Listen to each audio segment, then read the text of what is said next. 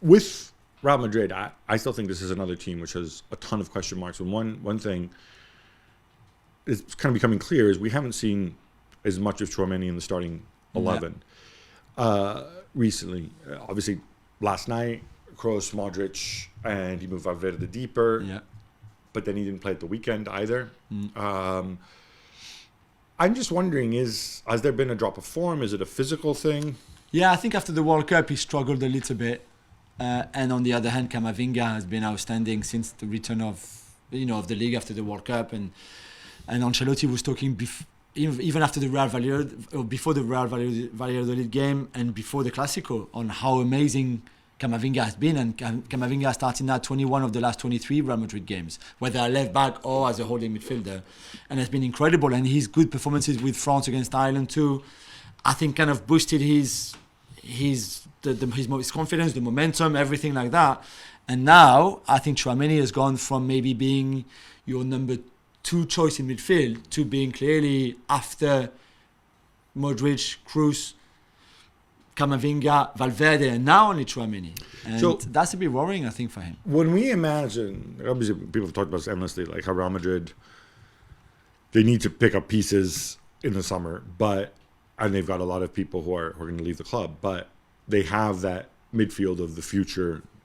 That's the way it's been sold in Camavinga, Tchouameni, and Valverde. You have got that right foot, left foot balance. You have Tchouameni.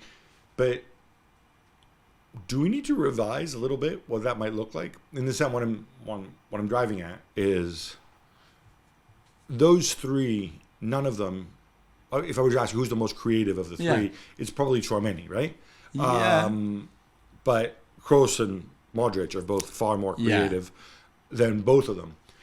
I'm just wondering, and I don't know if Carlo's going to be there, and is this something that might they need to add another piece to resolve that creativity at some point? Somebody who can kind of, be an off-brand Modric in certain games. Maybe. Yeah, and that, I think, although Jude Bellingham is a very different player, you would not be surprised why they would maybe want to go for him.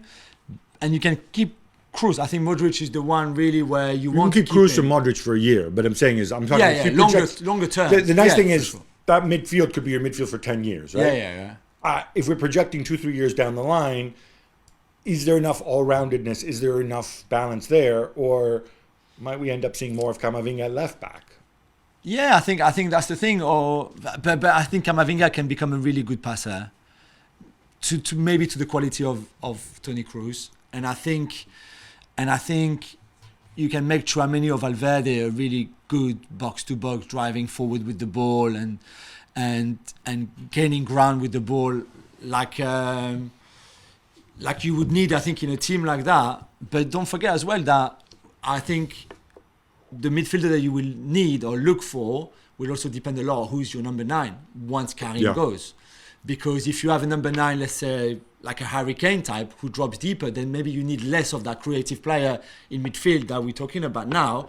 If you've got Erling Haaland or Kylian up front, then maybe you need a bit more. So it will depend also who comes as a number 9. I also don't think it's necessarily written in stone that they're going to play 4-3-3. You're right. With a different manager, you might see a different setup. True. Thanks so much for watching ESPN on YouTube. And for more sports highlights and analysis, be sure to download the ESPN app. And for premium content and live streaming, subscribe to ESPN Plus.